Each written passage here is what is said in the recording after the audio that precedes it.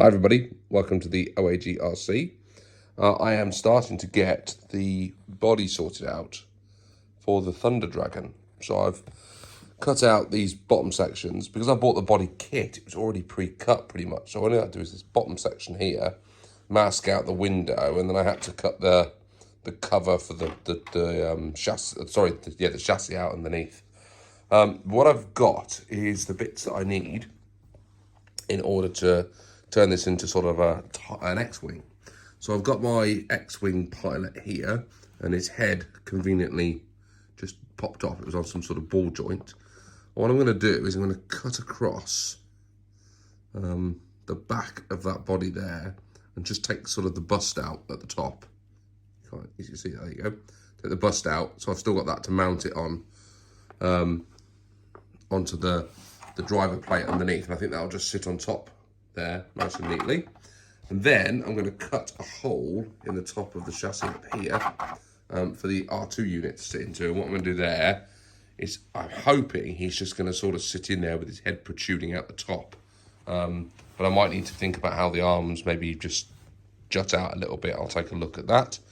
And then I'm going to mix some paints. I've got my paints up here. I've got some red and yellow paint and some orange. And what I'm going to do is try and blend a little bit of red and a little bit of orange together to make that sort of X-Wing pilot colour. It's going to go onto the driver there with some black gloves. And that will probably be it. So let's see how we get on. Oh, and I'm going to spray the body shell. First of all, I'm going to hit it with some smoke to give it sort of that worn look. Just a little bit of a dusting of that. And then I've got the red paint and some yellow. So I'm going to do some red stripes down the side of the body with the paint.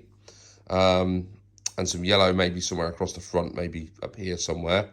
And then I'm going to hit it with, I've got a pearl white that I'm going to finish the body in. And hopefully it'll look a little bit distressed. Now, I've never done something like this before, so it might look rubbish. And if all else fails, we'll just put it around the track and have a good laugh with it.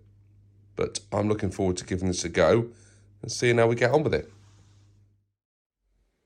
So a little update. The TIE Fighter build, sorry, the X-Wing build is going pretty bad, actually. So I cut the head off the dude and got the angle all wrong. So that's wrecked. I sliced the top off R2-D2, which I don't have here, and he's wrecked. And yeah, it's not going great. But we're going to persevere. So I have painted up the body and dusted it with some smoke to give it sort of a weathered look. And that doesn't look too bad, actually. But I think it's all down on this guy now. The question is do I persevere or do I turn it back into a Thunder Dragon? Can't decide. So, this is where that Thunder Dragon has ended up. I tried to paint on these bits here using some Tamiya paint. It didn't go too badly. Yeah, it bled a bit here at the back end, but I think it added to the kind of rugged look of the X-Wing, which is what I was kind of going for. It does look a bit grey. I tried to smoke the shell to give it kind of a bit of a worn, beaten look. And I just used way too much.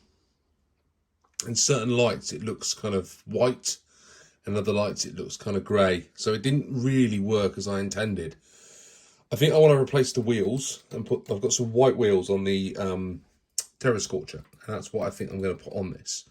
And I think that will help with the look. When these wheels are white, it will lighten that, I think. The driver doesn't look too bad. When I cut the top head off, I cut it off all wrong. So that's why he's kind of looked like he's sort of a bit lopsided in there, because he's not quite straight.